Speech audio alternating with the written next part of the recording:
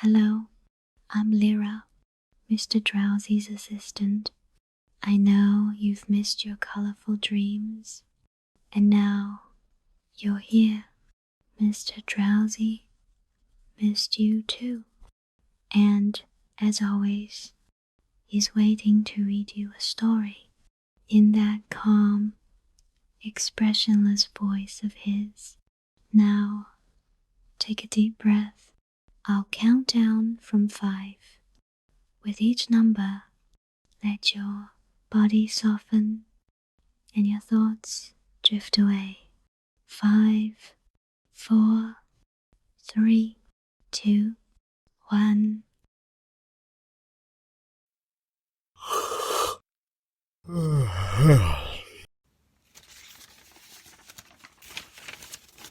A Tale of Two Cities. A Story of the French Revolution by Charles Dickens. Book the 2nd, Chapter 13. The Fellow of No Delicacy. If Sidney Carton ever shone anywhere, he certainly never shone in the house of Dr. Manette. He had been there often during a whole year, and had always been the same moody and morose lounger there. When he cared to talk, he talked well, but the cloud of caring for nothing, which overshadowed him with such a fatal darkness, was very rarely pierced by the light within him. And yet he did care something for the streets that environed that house, and for the senseless stones that made their pavements. Many a night he vaguely and unhappily wandered there, when wine had brought no transitory gladness to him. Many a dreary daybreak revealed his solitary figure lingering there, and still lingering there, when the first beams of the sun brought into strong relief removed beauties of architecture in spires of churches and lofty buildings, as perhaps the quiet time brought some sense of better things, else forgotten and unattainable, into his mind. Of late, the neglected bed in the temple court had known him more scantily than ever, and often when he had thrown himself upon it no longer than a few minutes, he had got up again and haunted that neighborhood. On a day in August, when Mr. Stryver, after notifying to his jackal that he had thought better of that marrying matter, had carried his delicacy into Devonshire, and when the sight and scent of flowers in the city streets had some waves of goodness in them for the worst, of health for the sickliest, and of youth for the oldest, Sidney's feet still trod those stones. From being irresolute and purposeless, his feet became animated by an intention, and in the working out of that intention, they took him to the doctor's door. He was shown upstairs, and found Lucy at her work alone. She had never been quite at her ease with him, and received him with some little embarrassment as he seated himself near her table. But, looking up at his face in the interchange of the first few commonplaces, she observed a change in it. "I fear you are not well, Mr. Carton." "No, but the life I lead, Miss Manette, is not conducive to health. What is to be expected of or by such profligates? Is it not, forgive me, I have begun the question on my lips, A pity to live no better life. God knows it is a shame, then why not change it? Looking gently at him again, she was surprised and saddened to see that there were tears in his eyes. There were tears in his voice too, as he answered, "It is too late for that. I shall never be better than I am. I shall sink lower and be worse." He leaned an elbow on her table and covered his eyes with his hand. The table trembled in the silence that followed. She had never seen him softened and was much distressed. He knew her to be so without looking at her and said, "Pray forgive me, Miss Manette.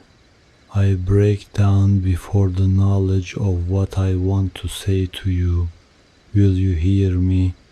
If it will do you any good, Mr. Carton, if it would make you happier, it would make me very glad. God bless you for your sweet compassion." He unshaded his face after a little while and spoke steadily. "Don't be afraid to hear me. Don't shrink from anything I say. I am like one who died young. All my life might have been. No, Mr. Carton, I am sure that the best part of it might still be. I am sure that you might be much, much worthier of yourself.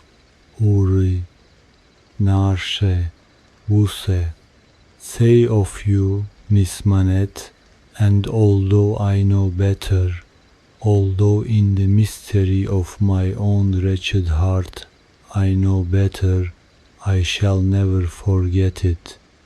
She was pale and trembling.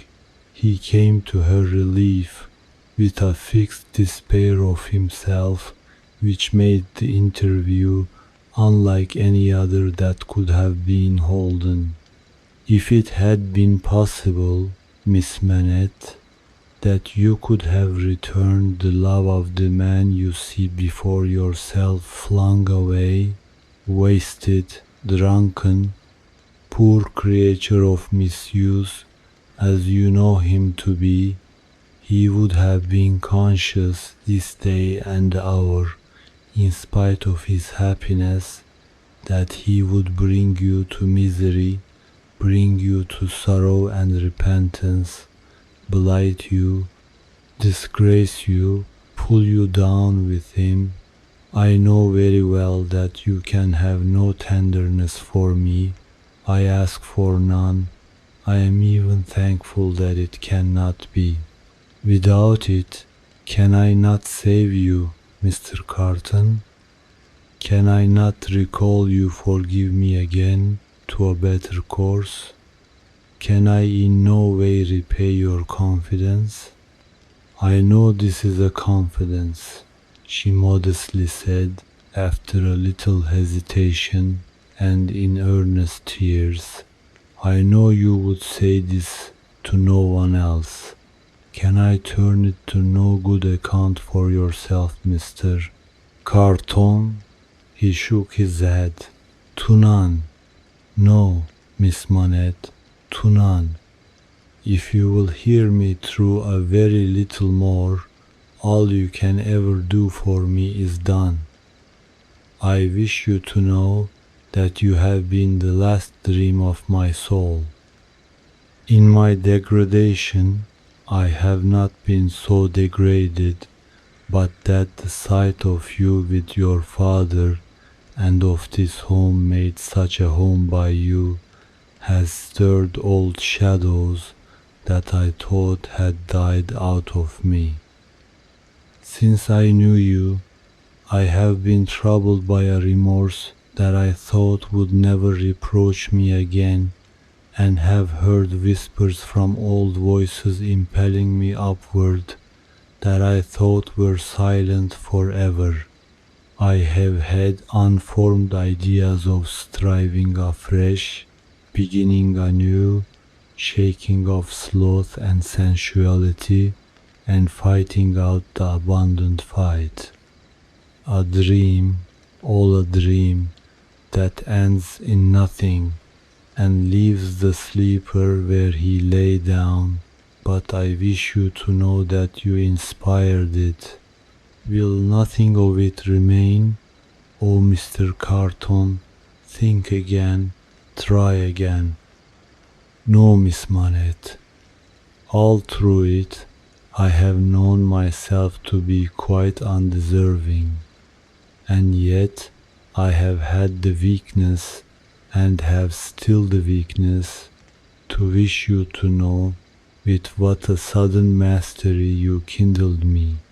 Heap of ashes that I am, into fire a fire, however inseparable in its nature from myself, quickening nothing, lighting nothing, doing no service, idly burning away. Since it is my misfortune, Mr. Carton, to have made you more unhappy than you were before you knew me. Don't say that, Miss Manette, for you would have reclaimed me, if anything could. You will not be the cause of my becoming worse, since the state of your mind that you describe is, at all events, attributable to some influence of mine. This is what I mean. If I can make it plain, can I use no influence to serve you?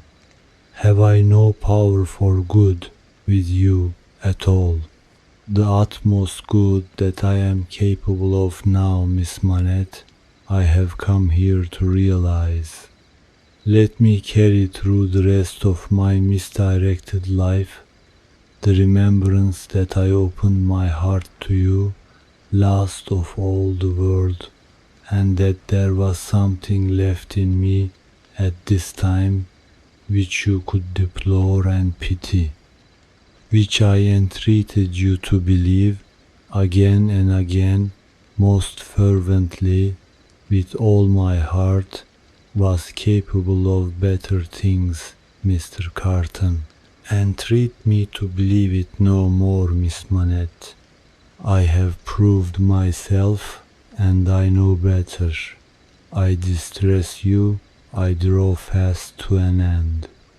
Will you let me believe, when I recall this day, that the last confidence of my life was reposed in your pure and innocent breast, and that it lies there alone, and will be shared by no one? If that will be a consolation to you, yes. Not even by the dearest one ever to be known to you? Mr. Carton, she answered, after an agitated pause, the secret is yours, not mine, and I promise to respect it. Thank you, and again, God bless you. He put her hand to his lips and moved towards the door. Be under no apprehension, Miss Manette, of my ever resuming this conversation by so much as a passing word. I will never refer to it again. If I were dead, that could not be surer than it is henceforth. In the hour of my death, I shall hold sacred the one good remembrance, and shall thank and bless you for it that my last avowal of myself was made to you, and that my name and faults and miseries were gently carried in your heart. May it otherwise be light and happy.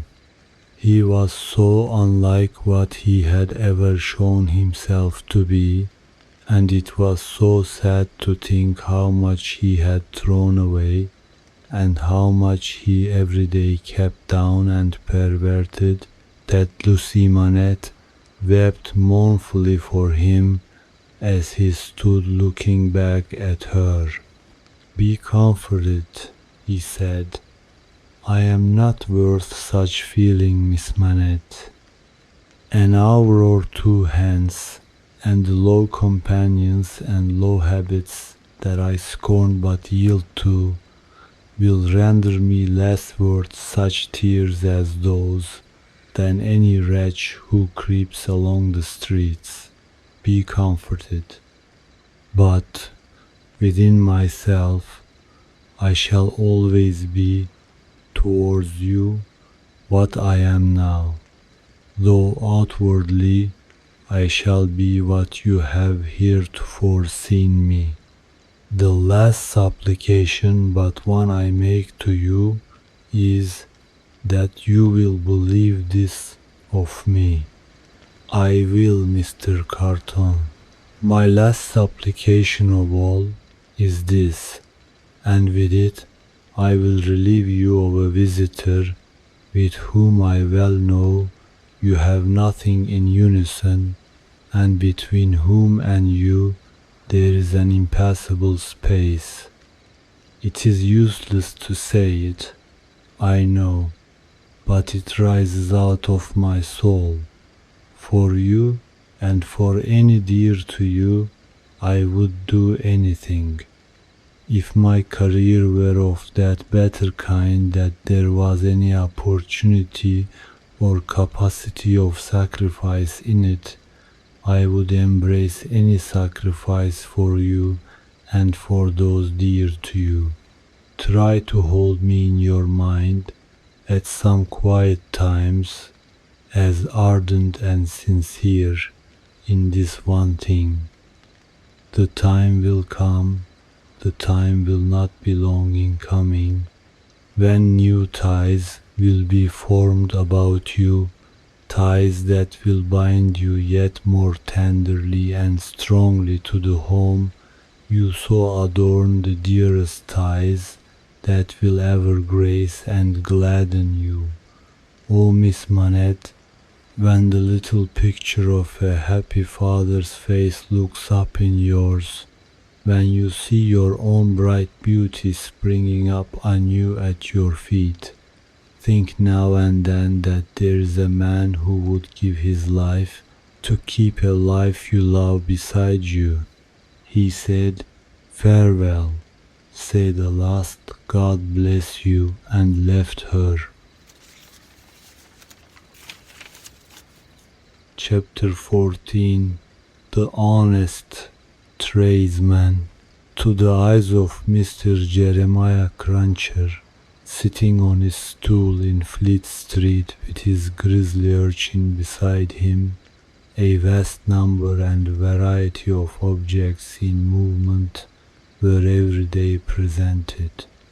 Who could sit upon anything in Fleet Street during the busy hours of the day and not be dazed and deafened by two immense processions, one ever tending westward with the sun, the other ever tending eastward from the sun, both ever tending to the plains beyond the range of red and purple where the sun goes down. With his straw in his mouth, Mr. Cruncher sat watching the two streams, like the heathen rustic who has for several centuries been on duty watching one stream, saving that Jerry had no expectation of their ever running dry.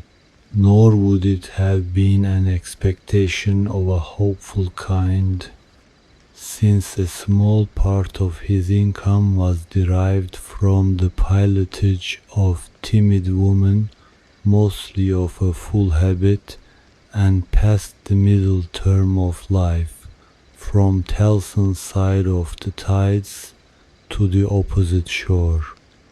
Brief as such companionship was in every separate instance, Mr. Cruncher never failed to become so interested in the lady as to express a strong desire to have the honor of drinking her very good health. And it was from the gifts bestowed upon him towards the execution of this benevolent purpose that he recruited his finances, as just now observed. Time was when a poet sat upon a stool in a public place and mused in the sight of man. Mr. Cruncher, sitting on a stool in a public place, but not being a poet, mused as little as possible and looked about him. It fell out that he was thus engaged in a season when crowds were few and belated women few, and when his affairs in general were so unprosperous as to awaken a strong suspicion in his breast that Mrs. Cruncher must have been flopping in some pointed manner, when an unusual concourse pouring down Fleet Street westward attracted his attention. Looking that way, Mr. Bashan Cruncher made out that some kind of funeral was coming along, and that there was popular objection to this funeral, which engendered uproar. "Young Jerry," said Mr. Cruncher, turning to his offspring, "it's a burying." "Hoorah, father!" cried young Jerry. The young gentleman uttered this exultant sound with mysterious significance. The elder gentleman took the cry so ill that he watched his opportunity and smote the young gentleman on the ear. "What d'ye mean? What are you hurrahing at? What do you want to convey to your own father, you young rip? This boy is a getting too many for me," said Mr. Cruncher, surveying him. "Him and his horrors. Don't let me hear no more of you, or you shall feel some more of me. D'ye hear?" "I warn't doing no harm," young Jerry protested, rubbing his cheek. "Drop it then," said Mr. Cruncher. "I won't have none of your no harms. Get atop of that there seat and look at the crowd." His son obeyed, and the crowd approached. They were bawling and hissing round a dingy hearse and dingy mourning coach, in which mourning coach there was only one mourner, dressed in the dingy trappings that were considered essential to the dignity of the position. The position appeared by no means to please him, however, with an increasing rabble surrounding the coach, deriding him, making grimaces at him, and incessantly groaning and calling out, "Yah, spies! Tst! Yah, spias!" with many compliments too numerous and forcible to repeat.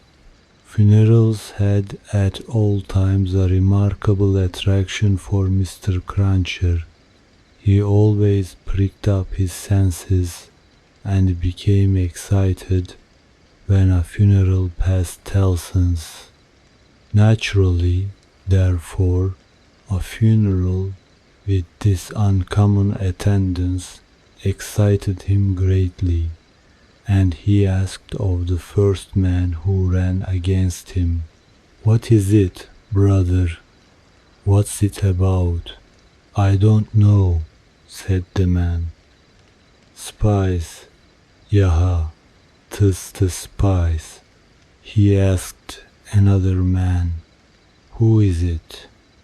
"I don't know," returned the man, clapping his hands to his mouth nevertheless, and vociferating in a surprising heat and with the greatest ardor.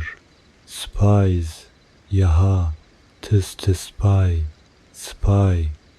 At length, a person better informed on the merits of the case tumbled against him and from this person he learned that the funeral was the funeral of one Roger Cly.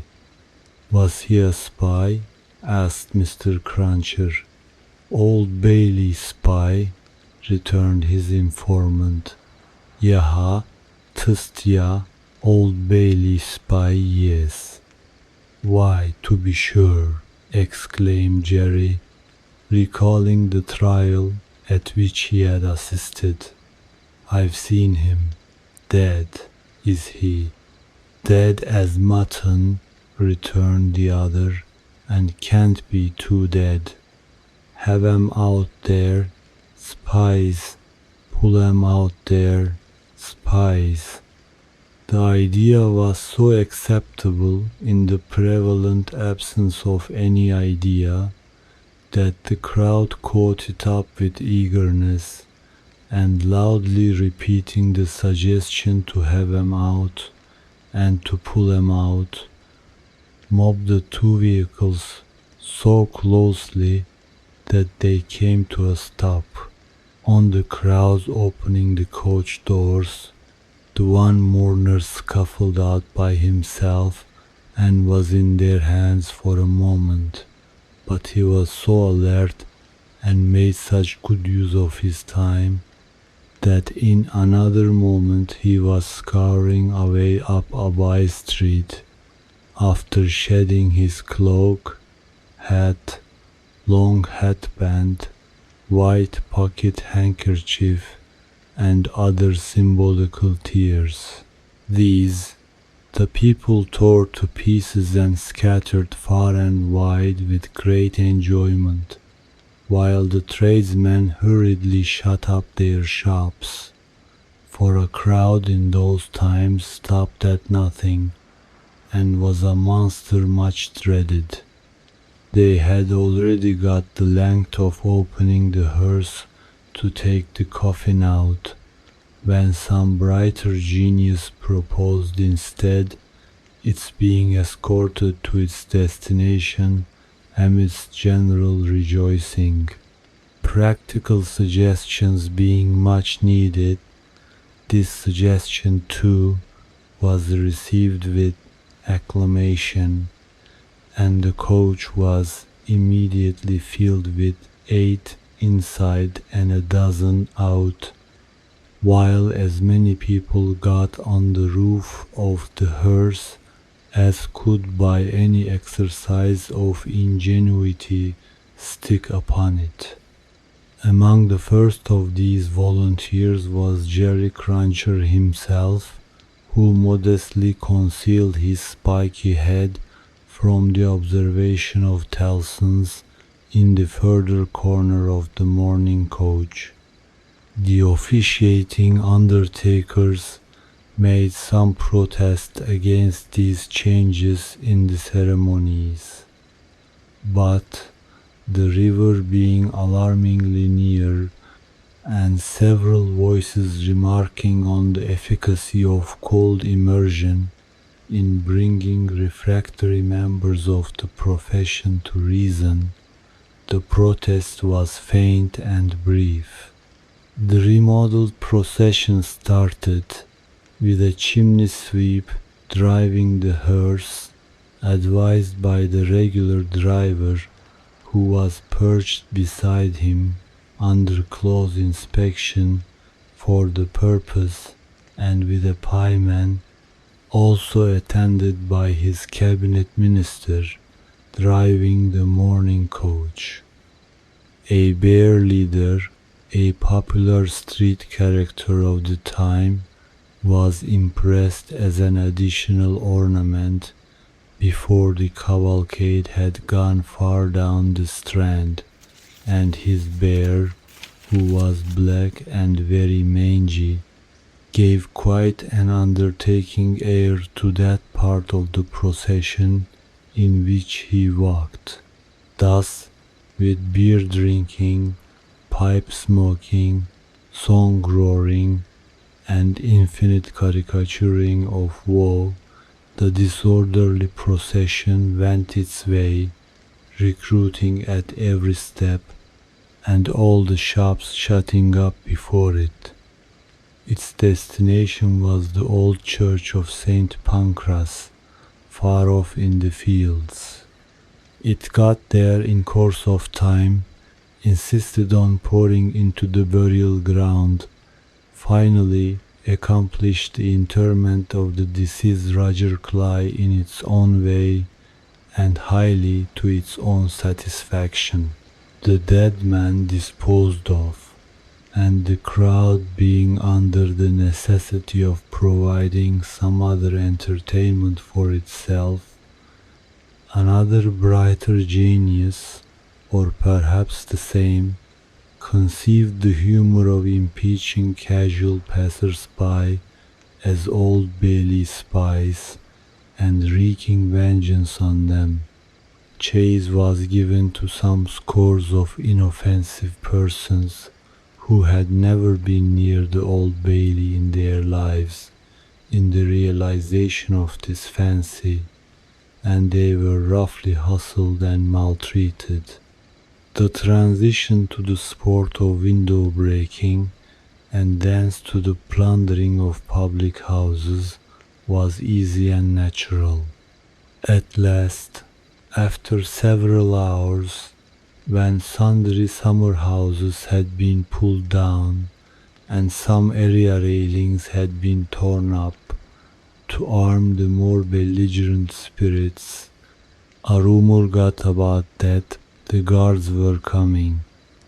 Before this rumor, the crowd gradually melted away, and perhaps the guards came, and perhaps they never came, and this was the usual progress of a mob.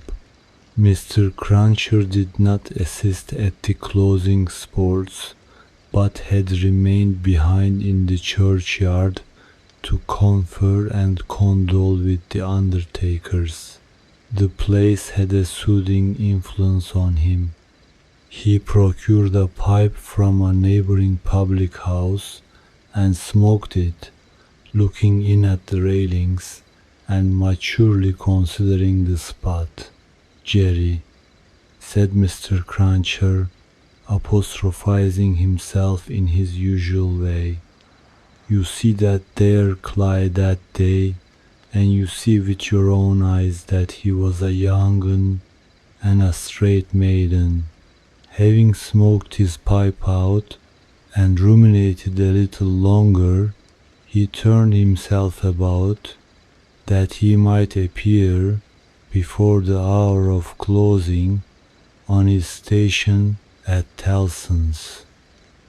Whether his meditations on mortality had touched his liver, or whether his general health had been previously at all amiss, or whether he desired to show a little attention to an eminent man, is not so much to the purpose as that he made a short call upon his medical adviser, a distinguished surgeon, on his way back.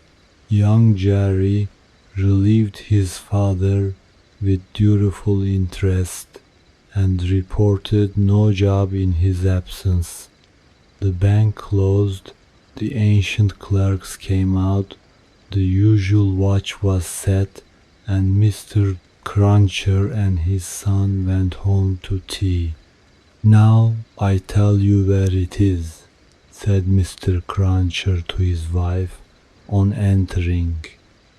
"If, as the honest tradesman, my ventures goes wrong tonight, I shall make sure that you've been praying against me, and I shall work you for it just the same as if I seen you do it." The dejected Mrs. Cruncher shook her head. "Why, you're at it afore my face," said Mr. Cruncher, with signs of angry apprehension. "I am saying nothing." "Well then, don't meditate nothing. You might as well flop as meditate. You may as well go again me one way as another. Drop it altogether." Yes, Jerry," repeated Mr. Cruncher, sitting down to tea. Ah, it is yes, Jerry. That's about it. You may say yes, Jerry. Mr. Cruncher had no particular meaning in these talky corroborations, but made use of them, as people not unfrequently do, to express general ironical dissatisfaction.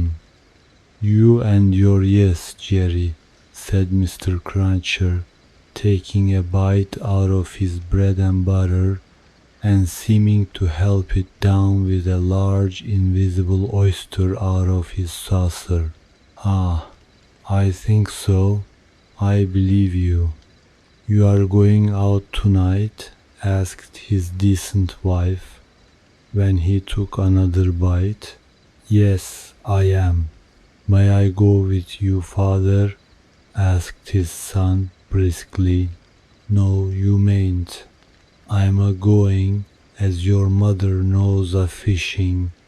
That's where I'm going to. Going a-fishing. Your fishing rod gets rather rusty, don't it, father? Never you mind. Shall you bring any fish home, father? If I don't, you'll have shortcomings tomorrow, returned that gentleman, shaking his head. That's questions enough for you. I ain't a-going out till you've been long abed. He devoted himself during the remainder of the evening to keeping a most vigilant watch on Mrs.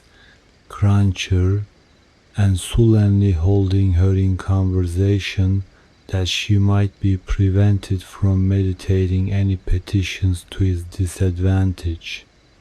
With this view, he urged his son to hold her in conversation also, and led the unfortunate woman a hard life by dwelling on any causes of complaint he could bring against her, rather than he would leave her for a moment to her own reflections.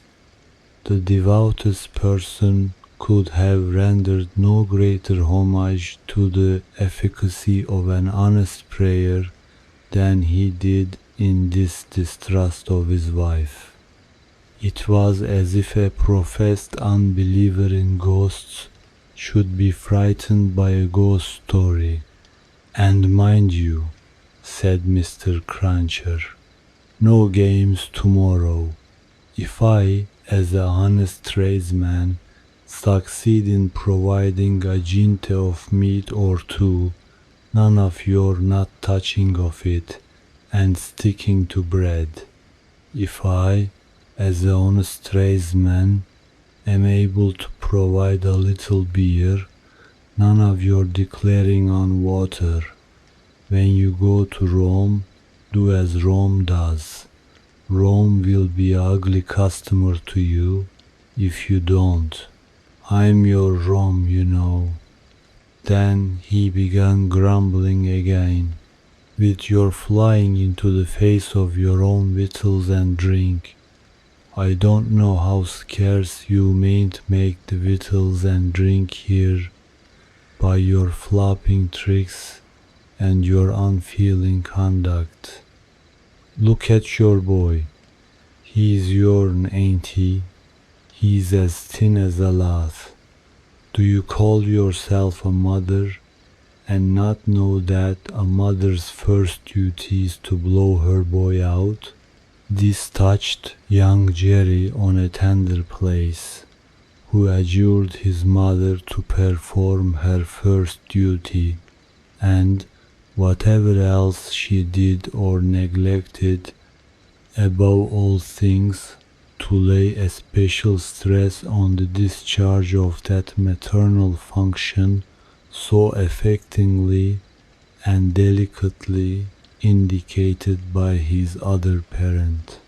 Thus the evening wore away with the Cruncher family, until young Jerry was ordered to bed, and his mother, laid under similar injunctions, obeyed them.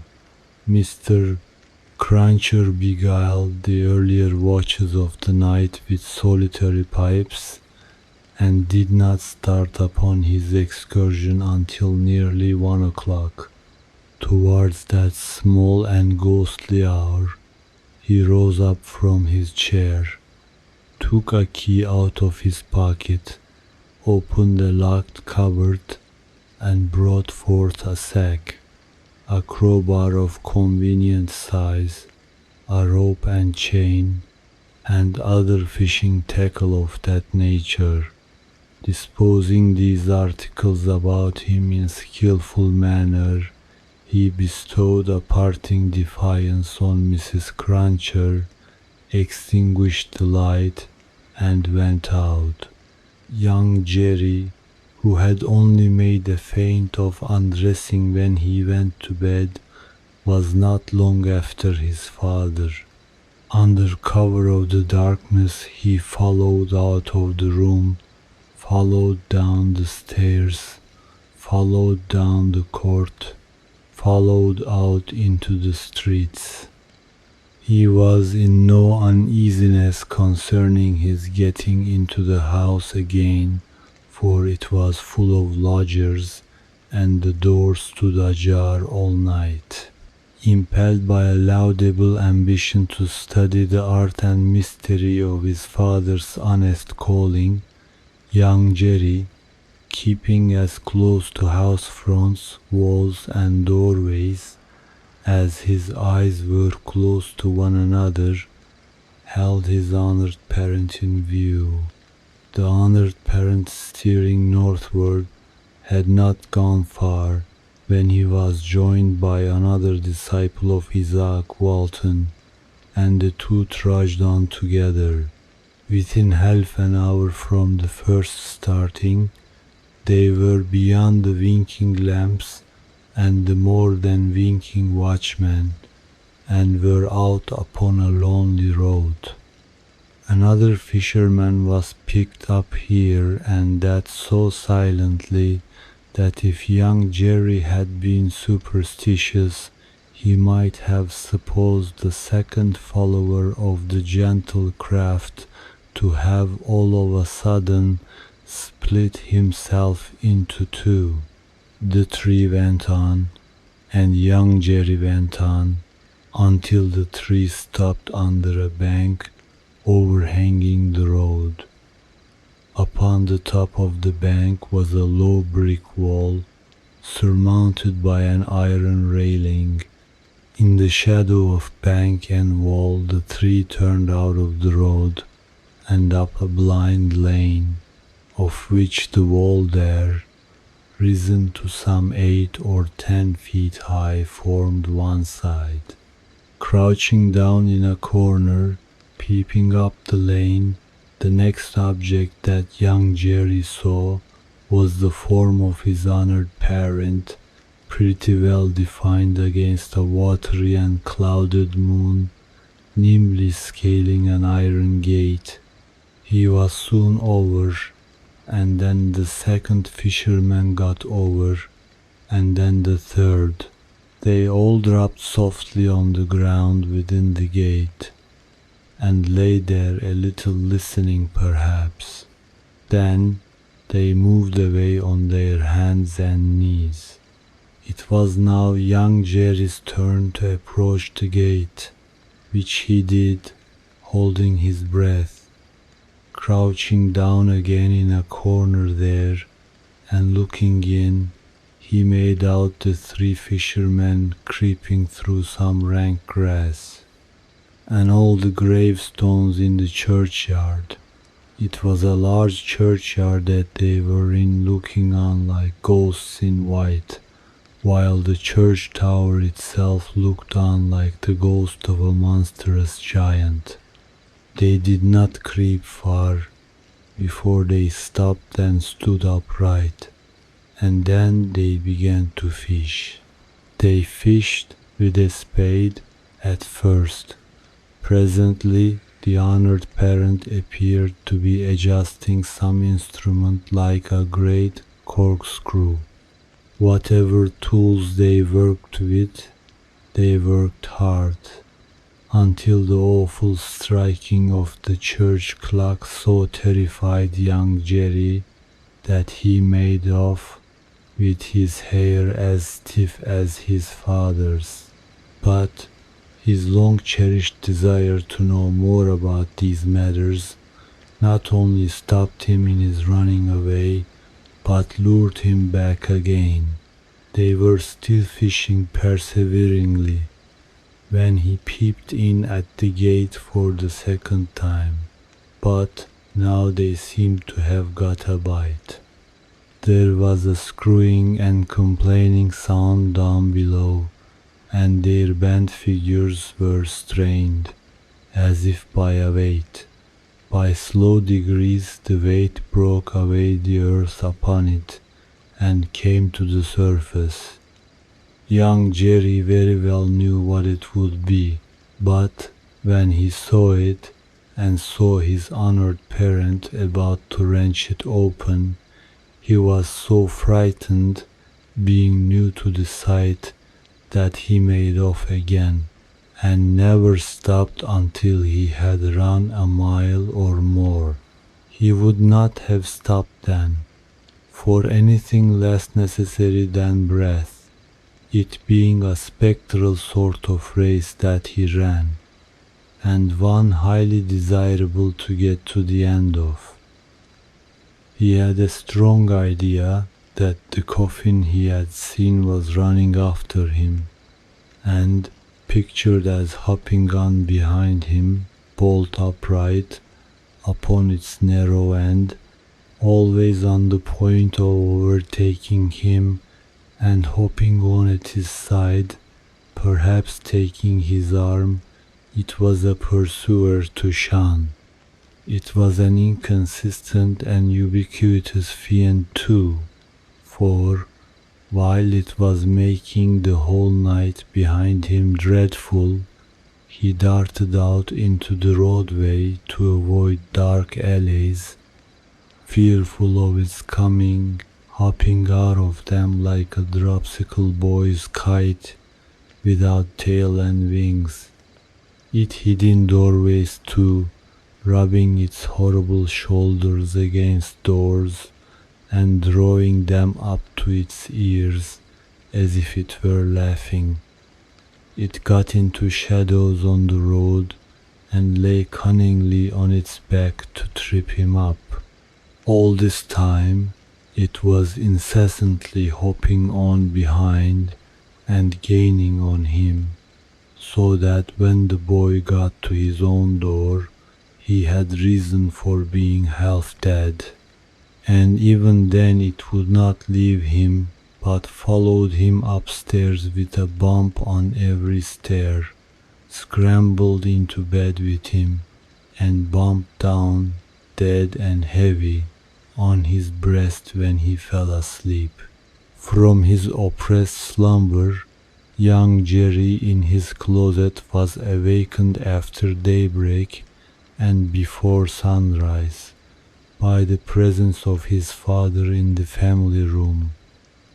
Something had gone wrong with him, at least, so young Jerry inferred, from the circumstance of his holding Mrs. Cruncher by the ears and knocking the back of her head against the headboard of the bed. "I told you I would," said Mr. Cruncher, "and I did. Jerry, Jerry, Jerry," his wife implored. "You oppose yourself to the profit of the business," said Jerry, "and me and my partners suffer. You was to honor and obey. Why the devil don't you?"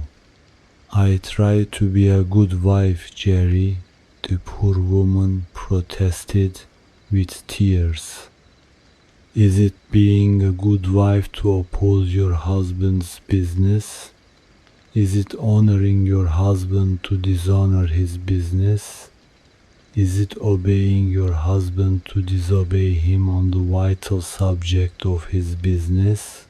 "You hadn't taken to the dreadful business then, Jerry," "It's enough for you," retorted Mr. Cruncher, "to be the wife of an honest tradesman, and not to occupy your female mind with calculations when he took to his trade or when he didn't. A honoring and obeying wife would let his trade alone altogether. Call yourself a religious woman. If you're a religious woman, give me a irreligious one. You have no more natural sense of duty than the bed of this here Thames River has of a pile, and similarly it must be knocked into you." The altercation was conducted in a low tone of voice, and terminated in the honest tradesman's kicking off his clay-soiled boots and lying down at his length on the floor. After taking a timid peep at him lying on his back, with his rusty hands under his head for a pillow, his son lay down too, and fell asleep again. There was no fish for breakfast, and not much of anything else. Mr. Cruncher was out of spirits and out of temper, and kept an iron pot lit by him as a projectile for the correction of Mrs. Cruncher, in case he should observe any symptoms of her saying grace. He was brushed and washed at the usual hour, and set off with his son to pursue his ostensible calling. Young Jerry, walking with the stool under his arm, at his father's side, along sunny and crowded Fleet Street, was a very different young Jerry from him of the previous night, running home through darkness and solitude from his grim pursuer. His cunning was fresh with the day, and his qualms were gone with the night, in which particulars it is not improbable that he had compeers in Fleet Street and the City of London that fine morning. "Father," said young Jerry, as they walked along, taking care to keep at arm's length and to have the stool well between them, "what's a resurrection man?" Mr. Cruncher came to a stop on the pavement before he answered, "How should I know?" "I thought you knowed everything, father," said the artless boy. "Hem! Well," returned Mr. Cruncher, going on again, and lifting off his hat to give his spikes free play, "he's a tradesman." "What's his goods, father?" asked the brisk young Jerry. "His goods," said Mr. Cruncher, after turning it over in his mind, "is a branch of scientific goods." "Persons' bodies, ain't it, father?" asked the lively boy. "I believe it is something of that sort," said Mr. Cruncher. "Oh, father, I should so like to be a resurrection man when I am quite growed up." Mr. Cruncher was soothed, but shook his head in a dubious and moral way. "It depends upon how you develop your talents. Be careful to develop your talents, and never to say no more than you can help to nobody. And there's no telling at the present time what you may not come to be fit for." As young Jerry, thus encouraged, went on a few yards in advance to plant the stool in the shadow of the bar, Mr. Cruncher added to himself, "Jerry, you honest tradesman, there's hopes what that boy will yet be a blessing to you and a recompense to you for his mother."